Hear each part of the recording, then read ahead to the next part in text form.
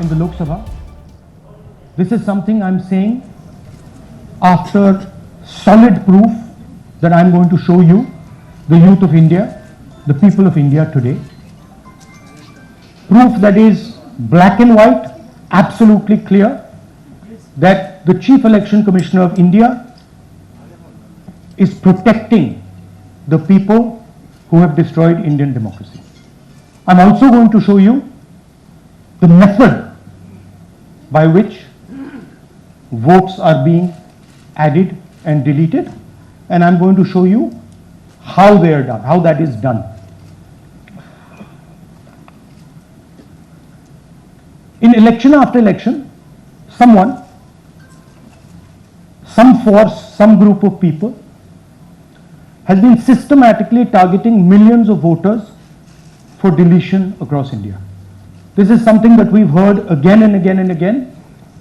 Different communities, mainly communities that are voting for the opposition, Dalits, Adivasis, minorities, OBCs, are specifically targeted.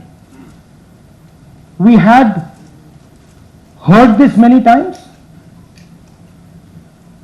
and now we found 100% proof of it.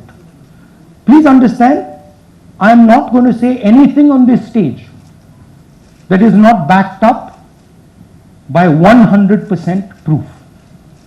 I am somebody who loves my country. I love my constitution.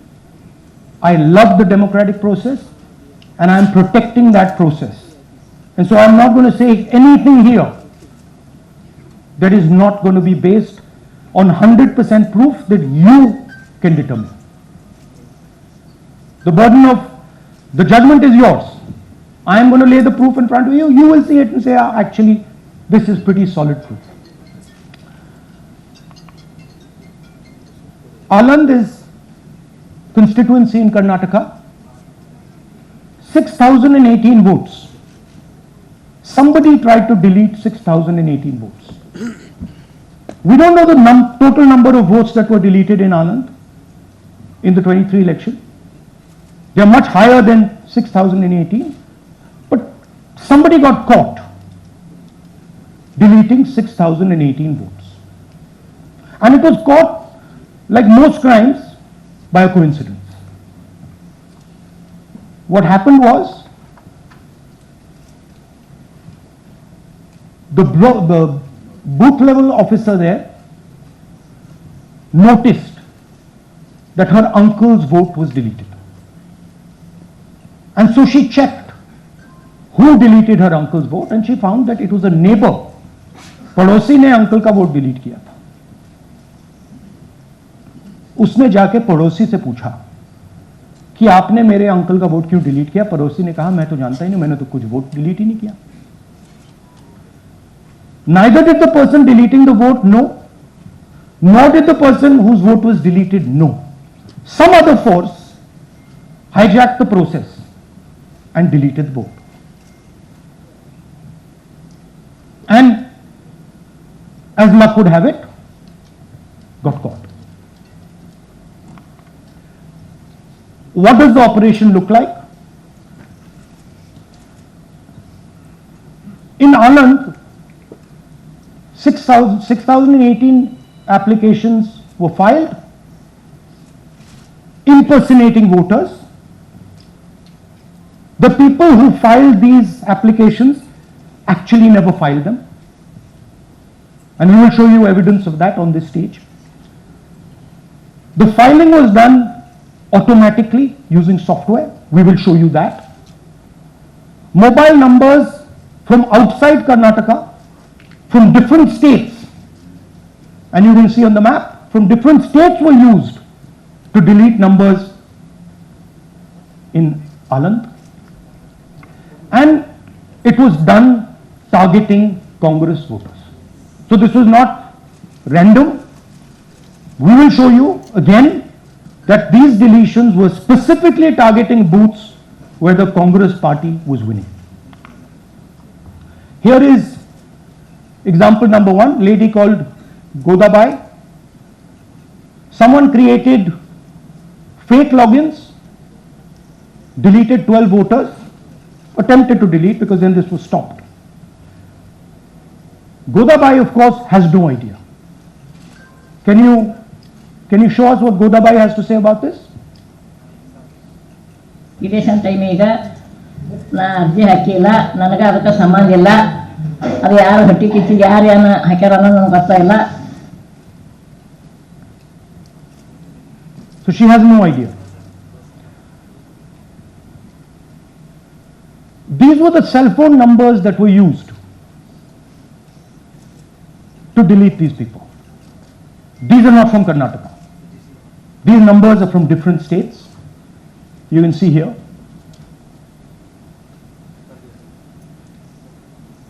So the question is, whose numbers are these? How were they operated? Where were they operated from? Who generated the OTPs to disturb the process? Now these are questions that arise out of this.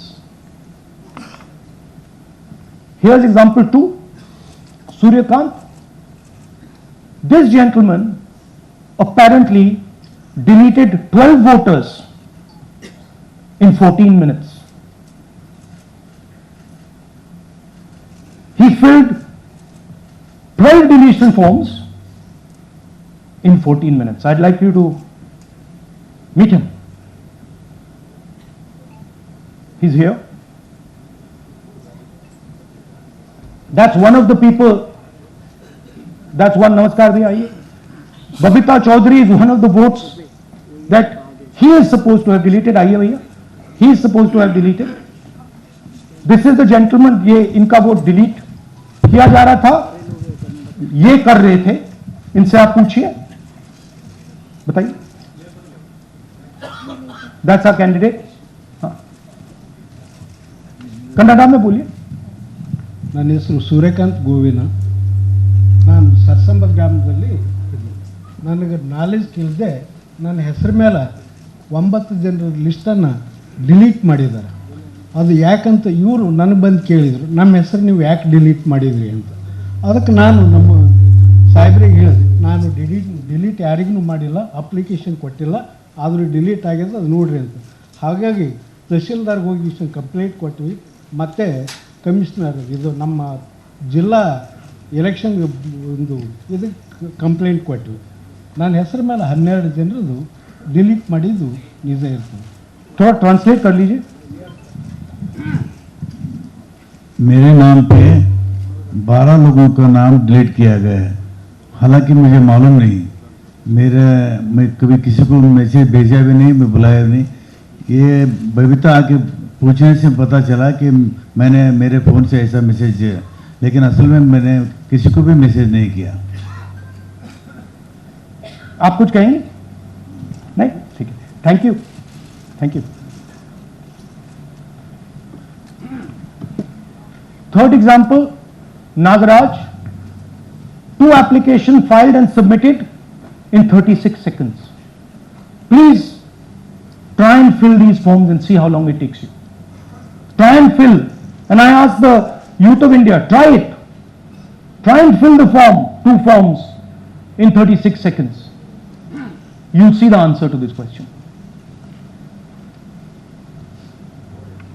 Notice also what time this gentleman fills the form. For some reason he gets up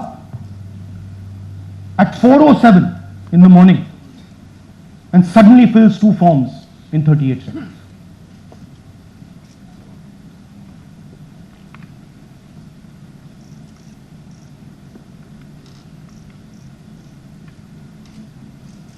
Now let's talk about how this is being done and why I'm saying and we are saying that this is being done in a centralized manner, and this is being done not using individuals but using software. Look at the serial numbers. Serial number 1, serial number 1, serial number 1, serial number 1.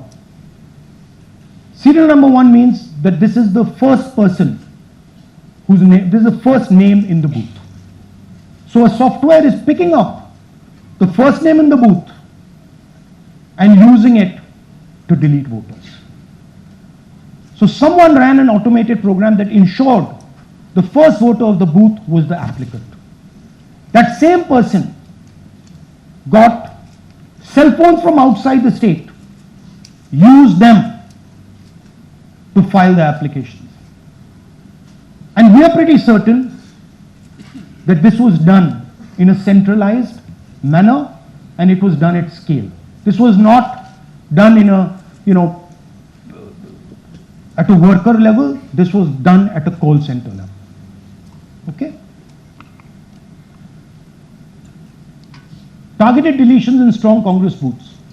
The top 10 booths with maximum deletions are Congress strongholds. Congress won 8 other 10 booths in 2018. This was not a coincidence. This is a planned operation.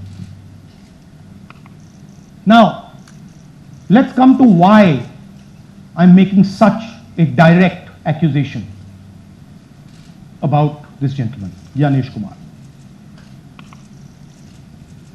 There is an ongoing investigation on this matter in Karnataka.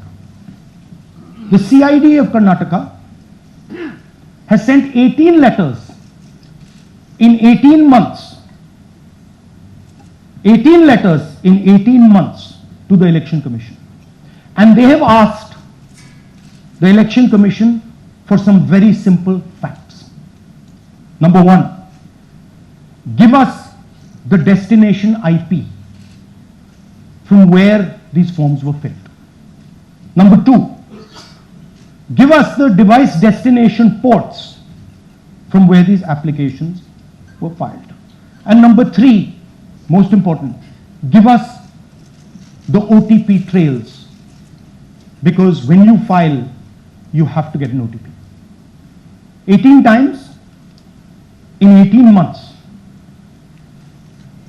The CID of Karnataka has written to the Election Commission for this, and they are not giving it. Why are they not giving it? Because this will lead us to where the operation is being done from. And we are absolutely convinced where this is going to lead. I'll give you a little bit of the chronology. FIR is filed February 23. Karnataka CID writes to ECI requesting all details of these numbers and these transactions almost immediately in March.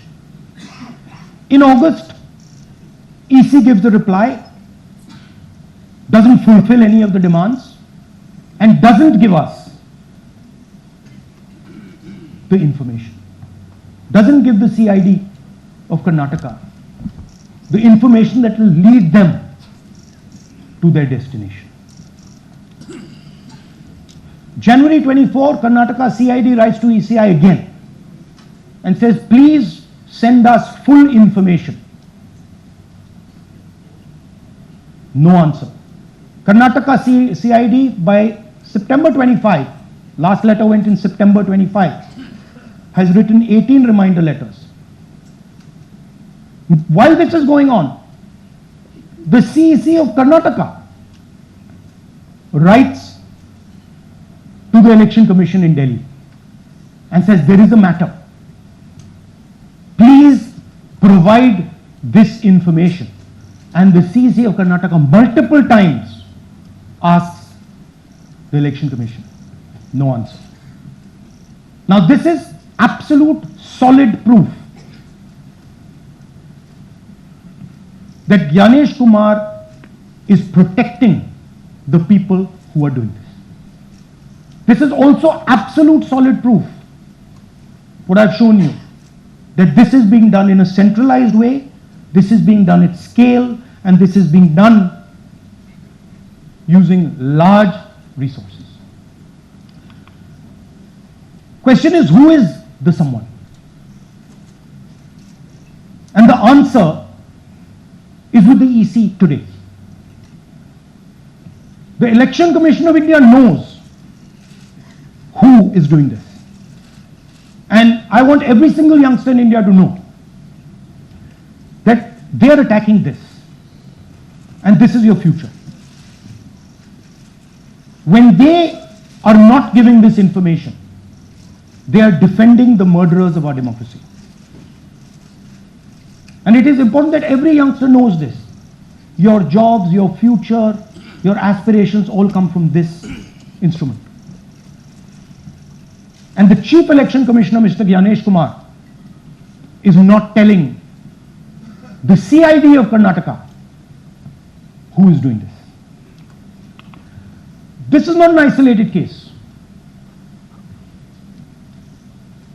There are many such cases. Here is another one. Maharashtra, Rajora, same idea. 6,850 targeted voters added. Anand we caught deletions, Rajora we caught additions. But the basic idea is the same. Phones from outside, people who are supposed to have added voters don't know that they've added voters, people who've deleted voters don't know that they've deleted voters. You can see, you might remember that, those names there, JW, JW, JW, JW from the last presentation. Same model.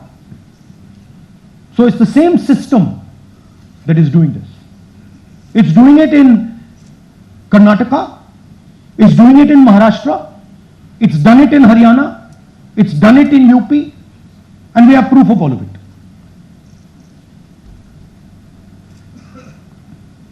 Names are being filled, addresses, the address is Sasti, Sasti, Sasti, Sasti.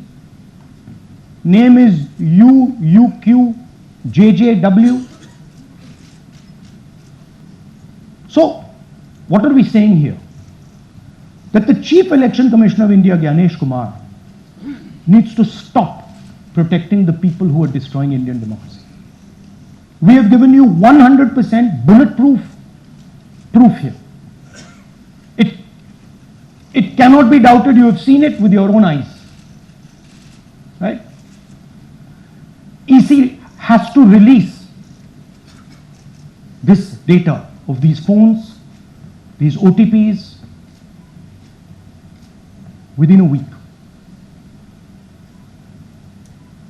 Otherwise, we will know for sure that Gyanesh Kumar is protecting the people who are destroying and attacking the Constitution. Thank you. धन्यवाद। पीठ हिंदी में बोले? हिंदी का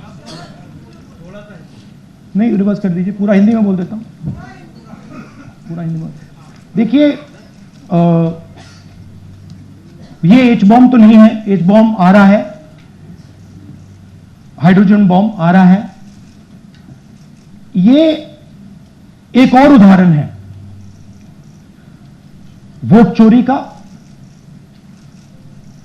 पिछली बार मैंने आपको editions के बारे में बताया था, ये हम आपको डिलीशंस के बारे में दिखा रहे हैं, और सबूत के साथ हम आपको दिखाएंगे कि ये जो डिलीशंस हुए हैं ये सेंट्रलाइज तरीके से कॉल सेंटर के प्रयोग करके, सॉफ्टवेयर के प्रयोग करके किए गए हैं।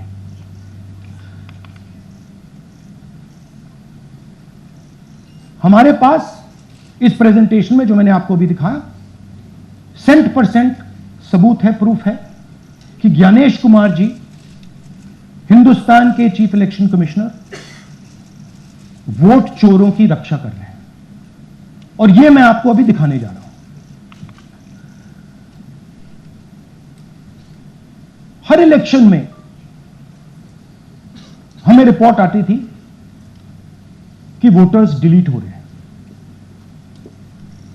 कांग्रेस वोटर्स डिलीट हो रहे हैं, ऑपोजिशन के वोटर्स डिलीट हो रहे हैं, दलित वोटर्स डिलीट हो रहे हैं, आदिवासी हो रहे हैं, माइनॉरिटी वोटर्स डिलीट हो रहे हैं, ओबीसी वोटर्स डिलीट हो रहे हैं। मगर जब डिलीट होते हैं ऑपोजिशन के ही होते हैं। कर्नाटक में आलंद कंस्टिट्यूएंसी है, यहां पे चोरी पकड़ ली, कोइंसिडेंस से पकड़ी। वहां की जो बीएलओ थी उसने देखा कि उसके रिश्तेदार को डिलीट कर दिया गया था। जैसे चोरी पकड़ी जाती है, कोई छोटी सी गलती हो जाती है, हटा जाती है। अलंद में 6018 वोटर्स डिलीट हुए, उसमें से इनकी रिश्तेदार। उन्होंने पता लगाया कि मेरे रिश्तेदार को डिलीट किसने किया। पता लगा कि पड़ोसी ने रिश्तेदार को डिलीट किया। बीएलओ ने जाके पड़ोसी से पूछा कि भैया आपने मेरे रिश्तेदार को क्यों डिलीट किया? पड़ोसी ने कहा मैंने तो नहीं किया। बीएलओ सस्पिशियस हो गई, शक पड़ा, उसने प्रोसेस चालू कर दी।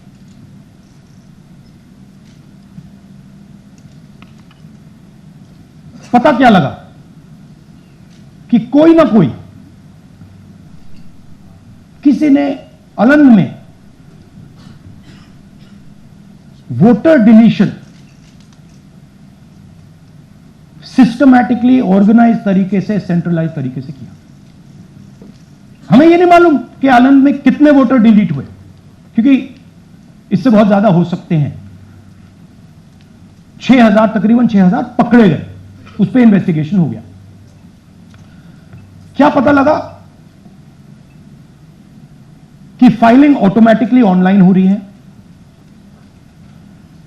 मोबाइल नंबर्स कर्नाटक के नहीं यूज हो रहे, मोबाइल नंबर्स दूसरी स्टेट के यूज हो रहे हैं। इनफैक्ट कर्नाटक के नंबर थे ही नहीं उसमें। मतलब आप दिल्ली में बैठे डिलीट कर रहे हो, आपका नंबर तमिलनाडु का है। आप गुड़गांव में डिलीट कर रहे हो, आपका नंबर झारखंड का है। और जब हम चेक कर रहे हैं कि भैया आपका नंबर है, तो आपका नंबर है ही नहीं, किसी और का नंबर है। और टारगेट करके कांग्रेस वोटर्स को डिलीट किया गया। ये गोदाबाई जी हैं, इनके नाम पर 12 वोटर्स डिलीट किए गए। इनको मालूम ही नहीं, इनको पता ही नहीं कि इन्होंने 12 वोटर्स डिलीट किए। दिखाइए जरा। ಇಲೆಕ್ಷನ್ ಟೈಮ್ ಈಗ ये इनका वीडियो है। ನಾ ಅರ್ಜಿ ಹಾಕಿಲ್ಲ, ನನಗೆ ಅದಕ್ಕೆ ಸಂಬಂಧ ಇಲ್ಲ। ಅದು ಯಾರು ಹೊಟ್ಟಿ ಕಿಚ್ಚಿ ಯಾರು ಏನು ಹಾಕ್ಯಾರ ಅನ್ನೋದು ನನಗೆ ಗೊತ್ತಾಗಿಲ್ಲ। तो इनको आइडिया नहीं है कि इन्होंने वोटर्स डिलीट कर दी।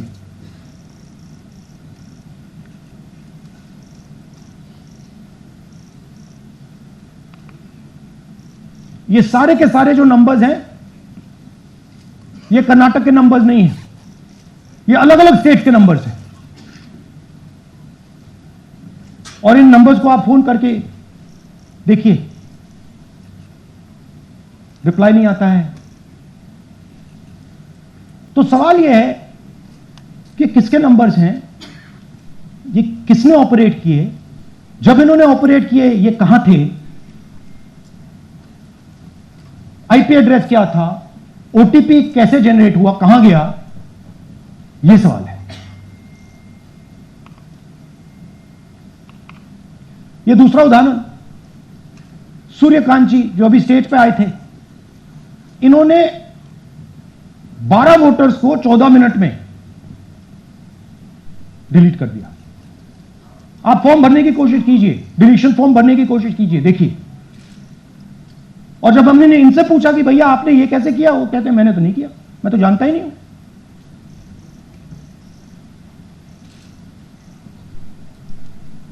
बबीता चौधरी जी का इन्होंने एक नाम डिलीट किया, यहां खड़ी हैं बबीता जी, यहां हैं। सूर्यकांत जी यहां हैं, आ जाइए जरा स्टेज पे, एक सेकंड आ जाइए। ये दोनों खड़े हैं यहां पे, सूर्यकांत जी, बबीता जी। इनको मालूम ही नहीं कि इन्होंने डिलीट किया।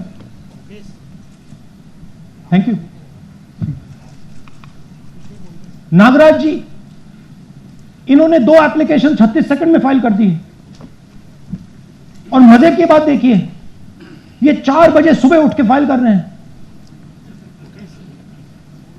पता नहीं क्या हुआ, 4 बजे सुबह कहा कि भैया मैं 2 वोटर को डिलीट करूंगा, और कितने 36 सेकंड में डिलीट करके फिर सो गए।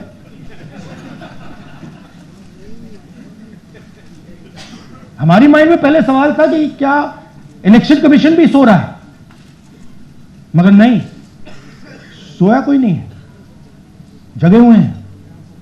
सिस्टमैटिकली मदद हो रही है। यह देखिए दूसरी बात, जो भी डिलीट कर रहा है वोटर लिस्ट में उसका सीरियल नंबर 1 है। मतलब जो भी वोटर लिस्ट में पहले नंबर पे आता है वही डिलीट कर रहा है। 5वें नंबर वाला, 7वें नंबर वाला, 10वें वाला कोई नहीं कर रहा। तो हो क्या रहा है, सॉफ्टवेयर से यह काम किया जा रहा है।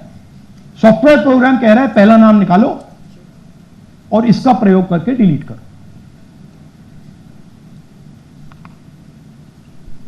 टारगेटेड डिलीशंस हो रहे हैं। कांग्रेस पार्टी पर आनंद में अटैक किया। टॉप 10 बूथ्स जहां सबसे ज्यादा कांग्रेस की स्ट्रेंथ थी वहां टारगेट किया। और 2018 में पिछले इलेक्शन में 10 में से 8 बूथ कांग्रेस पार्टी जीती थी और इन 8 में से इन्होंने 6000 लोग उड़ाने की कोशिश की। ये कोइंसिडेंस नहीं था, ये प्लान था और ये सेंट्रलाइज तरीके से किया जा रहा है। अब मैंने बहुत बड़ी बात बोली, चीफ इलेक्शन कमीशन के बारे में मैंने बोला कि ये व्यक्ति वोट चोरों की रक्षा कर रहा है। जो भी मैं यहां बोल रहा हूं 100% प्रूफ के साथ, सबूत के साथ बोल रहा हूं। और मैं अभी आपको दिखाना चाहता हूं कि मैं ये शब्द क्यों बोल रहा हूं और किस बेसिस पे बोल रहा हूं। आपको अपनी आंखों से ये दिखेगा। कर्नाटका सीआईडी ने केस चालू किया कि वोटर कौन है, ये फोन किसके हैं, ये आईपी एड्रेस क्या है, ओटीपी कहां गया, इन चीजों के बारे में इन्वेस्टिगेशन शुरू होती है। कर्नाटक सीआईडी ने हिंदुस्तान के इलेक्शन कमीशन को 18 चिट्ठियां लिखी। हमें आप ये इंफॉर्मेशन दीजिए, बिल्कुल क्लियर है। डेस्टिनेशन आईपी दीजिए, डिवाइस डेस्टिनेशन पोर्ट दीजिए, ओटीपी ट्रेल दीजिए, फोन नंबर्स दीजिए, फोन नंबर्स के मालिकों के नाम दीजिए। क्लियरली पूछा है, नो आंसर। 18 चिट्ठी CID Karnataka, no answer from chief election commissioner, no answer from election commission. Timeline देखिए,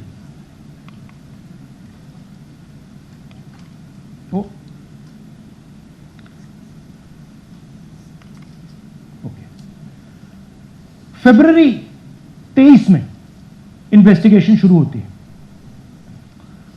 मार्च 23 में कर्नाटका सीआईडी चिट्ठी लिखती है ईसीआई को कि हमें सारे डिटेल्स दे दीजिए।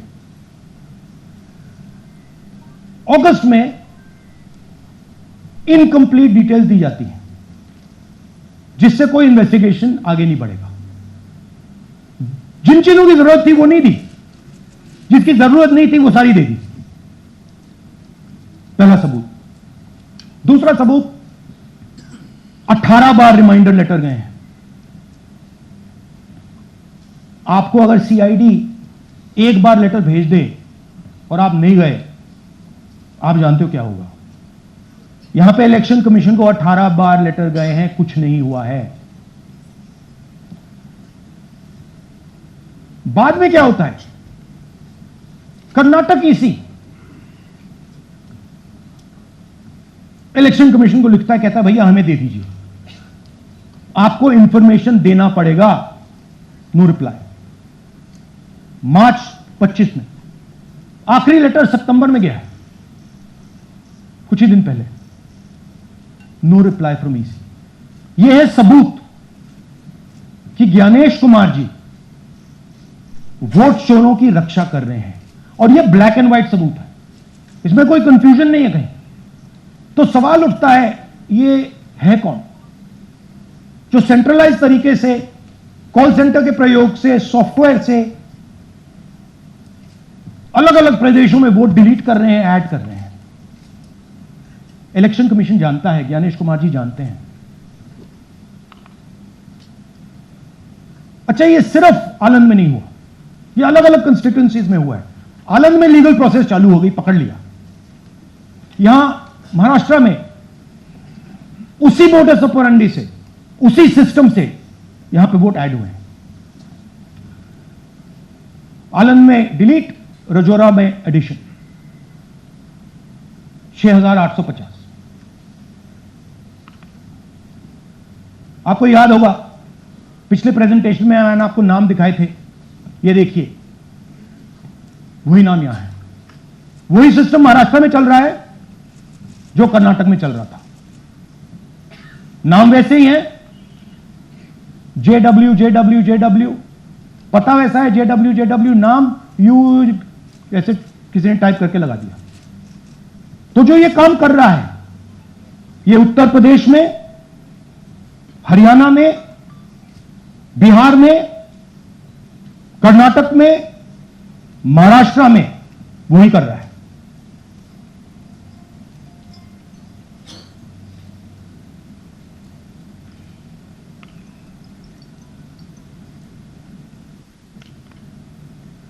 तो हमारी डिमांड है, ज्ञानेश कुमार जी, आप अपना काम कीजिए। आपने ओथ लिया है, आप हिंदुस्तान के चीफ इलेक्शन कमिश्नर हैं। आपसे कर्नाटक की सीआईडी सबूत मांग रही है। आप कर्नाटक की सीआईडी को यह सबूत 1 सप्ताह के अंदर दे दीजिए, नहीं तो पूरा हिंदुस्तान के सारे युवा इस बात को एक्सेप्ट करेंगे कि आप हिंदुस्तान के कॉन्स्टिट्यूशन, हिंदुस्तान के संविधान की हत्या में शामिल हो, हिंदुस्तान की संविधान की रक्षा नहीं कर रहे हो और वोट चोरों की आप मदद कर रहे हो। Thank you. और थोड़ी देर में हम आपको हाइड्रोजन बॉम्ब दिखाने जा रहे हैं। नहीं, आज नहीं, थोड़ी देर में उसकी प्रिपरेशन चल रही है। क्योंकि हम देखिए, मैंने टीम से कहा है कि अगर मैं स्टेज पे जा रहा हूं, ब्लैक एंड व्हाइट प्रूफ नहीं होगा, मैं नहीं जाऊंगा। अगर ब्लैक एंड व्हाइट प्रूफ होगा, जो कोई मतलब उसको निगेट नहीं कर सकता, मैं जाऊंगा। मैं देश के कॉन्स्टिट्यूशन की रक्षा कर रहा हूं, संविधान की रक्षा कर रहा हूं, मैं लोकतंत्र की रक्षा कर रहा हूं और मैं सच्चाई आपके सामने रख रहा हूं। बहुत बहुत धन्यवाद, नमस्कार, जय हिंद। सर 3 सवाल। पीटीआई से संजीव चोपड़ा। या राहुल जी, दिस साइड। या राहुल जी इधर। हाँ, कहाँ है? To your right. हाँ, हेलो। राहुल जी, आज आपने नया खुलासा किया है कि कैसे वोट चोरी हो रही है। आपने पहले भी महादेवपुरा के बारे में बताया कि कैसे एडिशंस हो रही हैं, अब आपने बताया कैसे डिलीशंस हो रही हैं। लेकिन देखने में ये आ रहा है कि इलेक्शन कमीशन इस पर कोई एक्शन नहीं ले रहा और आगे चल के वो तैयारी कर रहे हैं पूरे देश में एसआईआर लाने की। तो आप इस मुहिम को आगे कहां तक ले जाएंगे और एसआईआर के बारे में क्या करने वाले हैं? देखिए, हम आपके सामने क्रिमिनलिटी रख रहे हैं। हमारा काम आपके सामने सच्चाई रखने का है और हम रख रहे हैं। हिंदुस्तान में दूसरे इंस्टीट्यूशन भी हैं, सिर्फ इलेक्शन कमीशन नहीं है, लीगल सिस्टम है, उनको भी इन चीजों को देखना चाहिए। यहां पे हम चीफ इलेक्शन कमिश्नर के बारे में ब्लैक एंड व्हाइट कह रहे हैं। आपने कहा कि हमने एडिशन डिलीशन दिखाया, पहले प्रेजेंटेशन में मैंने एडिशन दिखाया था, अब हमने डिलीशन दिखाया है, मगर हमने एक और चीज जोड़ दी है। एडिशन और डिलीशन का सिस्टम, उसका स्ट्रक्चर, उसका तरीका, और हमने यह दिखाया है कि जो डिलीट कर रहा है, जो ऐड कर रहा है, महाराष्ट्र में, कर्नाटक में, यूपी में, वो एक ही आदमी, एक ही फोर्स। हमने आपको वो एड्रेसेस दिखाए। Same system is being used in Maharashtra, is being used in Karnataka, is being used in Uttar Pradesh, is being used in Haryana. Same people are doing it. Say Siddharth, ANI। Sir, this side sir. हाँ sir, on your left sir. हाँ, on your left, this side sir, on your left. Sir, मेरा आपसे सवाल ये है कि जब आप कह रहे हैं कि ज्ञानेश कुमार जो चीफ इलेक्शन कमिश्नर है उन्हें पता है ये कौन कर रहा है। हाँ। और ये पॉलिटिकल फायदा जरूर किसी को हो रहा है। आप कह रहे हैं कांग्रेस के बूथ के ऊपर ही हाँ। सारे वोट्स डिलीट किए जा रहे हैं, तो वो कौन लोग आपके हिसाब से हैं जिनको ये फायदा पहुंच रहा है, पहला। और दूसरा ये वो जब आपने एक देखिए, हफ्ते का हाँ, समय दिया sorry। है, जब आपने एक हफ्ते का समय दिया है, तो क्या एक हफ्ते बाद आप इसको आगे कैसे इनिशिएट करेंगे? क्या आप लोग कोर्ट का रास्ता अपनाएंगे या और कोई हायर एजेंसी से इस बात की डिमांड करेंगे? क्योंकि ये ऑर्गेनाइज तरीके से क्राइम दिखाई दे रहा है जो आप बता रहे हैं, अगर आपकी बात के ऊपर जाएं। देखिए, फ्रैंकली ये जो मैं यहां कर रहा हूं ये मेरा काम नहीं है। मेरा काम डेमोक्रेटिक सिस्टम में पार्टिसिपेट करने का है। मेरा काम डेमोक्रेटिक सिस्टम की रक्षा करने का नहीं है। वो काम हिंदुस्तान के इंस्टीट्यूशंस का है। वो काम वो नहीं करने हैं, इसलिए मैं कर रहा हूं। अब मैं आपको यह कह सकता हूं कि हमने आपको 2 बार सबूत दिखाया है, और जब हम ये प्रेजेंटेशंस खत्म करेंगे, इसमें लगेंगे 2-3 महीने, जब हम ये खत्म करेंगे आपके माइंड में कोई डाउट नहीं होगा कि हिंदुस्तान में state after state, Lok Sabha after Lok Sabha चोरी हो रही है। तो मेरा काम सच्चाई दिखाने का है। मैं हिंदुस्तान की जनता को, हिंदुस्तान के युवाओं को सच्चाई दिखा सकता हूं। यह मेरा काम है। उनकी जो इंटरेस्ट है, क्योंकि ये जो कॉन्स्टिट्यूशन है ये हिंदुस्तान की जनता का रखवाला है, प्रोटेक्टर है, और मैं इसकी प्रोटेक्शन कर रहा हूं। इसकी प्रोटेक्शन करने का काम हिंदुस्तान के इंस्टीट्यूशंस का है, हिंदुस्तान के ऑपोजिशन लीडर का नहीं है, मगर इंस्टीट्यूशंस नहीं करने हैं। अच्छा, एक इंटरेस्टिंग बात आई है जो मैं आपको बताना चाहता हूं कि इलेक्शन कमीशन के अंदर से हमें मदद मिलनी शुरू हो गई है। मैं साफ बोल देता हूं, इलेक्शन कमीशन के अंदर से, पहले नहीं हो रहा था, अब इलेक्शन कमीशन के अंदर से इंफॉर्मेशन आ रही है। यह रुकेगा नहीं, यह रुक नहीं सकता है, क्योंकि हिंदुस्तान की जनता इस बात को एक्सेप्ट नहीं करेगी। एक बार हिंदुस्तान की जनता को, हिंदुस्तान के युवाओं को पता लग गया कि वोट चोरी हो रही है, उनकी शक्ति लग जाएगी। आईएएनएस से Alok Jha.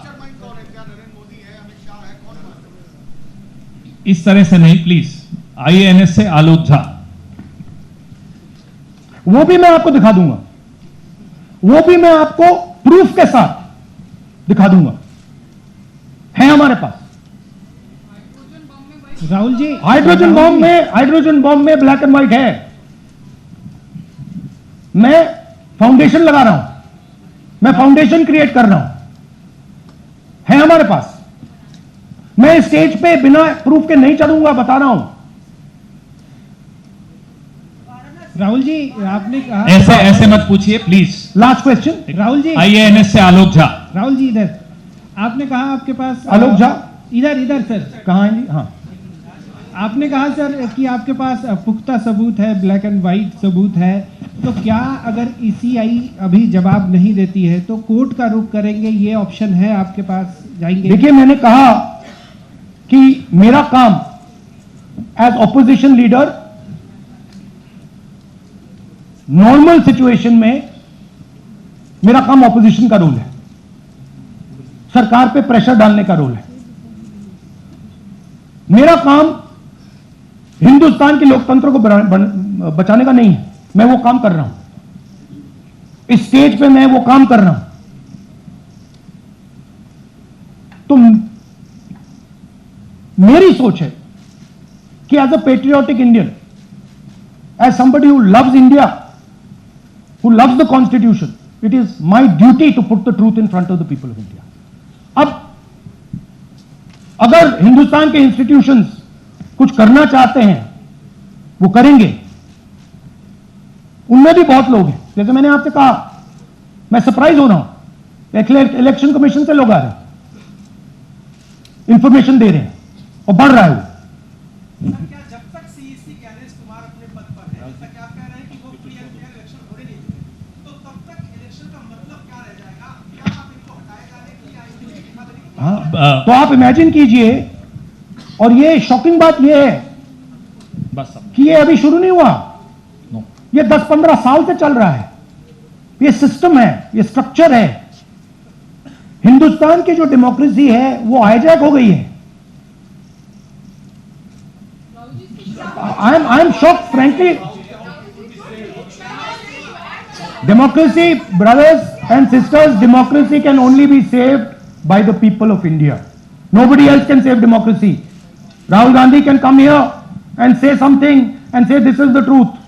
But the people of India, who I believe in, who I love, can do it. The day the people of India realize that आपका जो लोकतंत्र है, आपका जो संविधान है, वो आपसे चोरी हो गया है, उस दिन काम हो जाएगा। Thank you.